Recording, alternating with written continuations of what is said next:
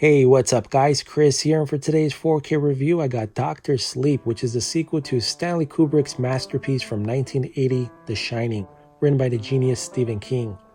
And you know, we all have our favorite films, and personally, The Shining has always been one that I consider to be among the very best in horror, if not the best.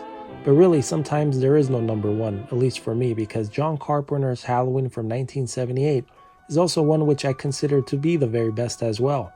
And you can't help but hear the Halloween theme as soon as you see Michael Myers appear. Alright Michael, that's enough for now, I got a review to do. But seriously, what an epic performance by Jack Nicholson in The Shining. Here's Johnny!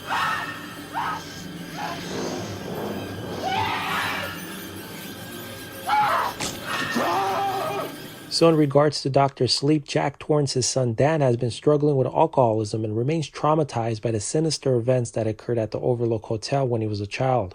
And his hope for a peaceful existence soon becomes shattered when he meets Abra, a teen who shares his extrasensory gift of the shine. And together they form an unlikely alliance to battle the true Nog, a cult whose members try to feed off of the shine of innocence to become immortal. And I gotta say, it was cool going back to the Overlook Hotel again after all these years, 40 years to be exact since the release of the original. And I appreciate the fact that they paid close attention to the original to recreate the sets identical. It wasn't some cheap production just to say, oh look, we're here.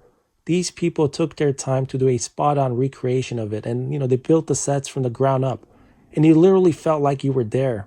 And to me, that is what made me appreciate this film even more. And the man who played Halloran in the original one was, of course, Scatman Crothers, was spot on in this.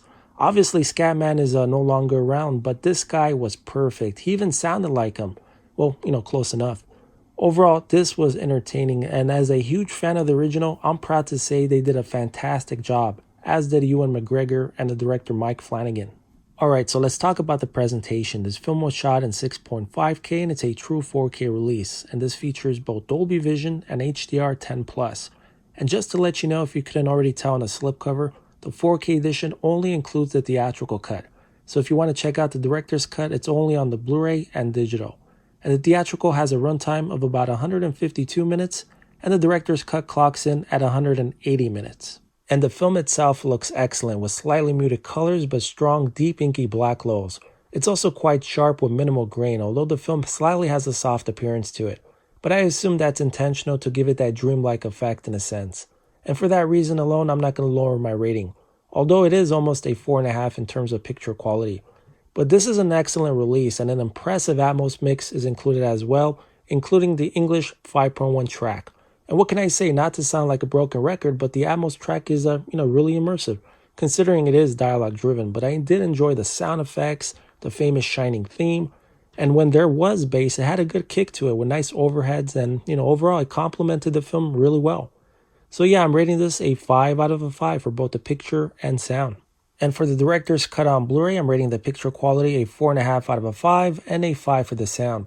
And you only get two choices for the audio for the director's cut. It's the Atmos track as well as the English 5.1. Yeah, you don't get any other audio tracks. But you do get subtitles and no special features on the director's cut. It's only on the 4K disc.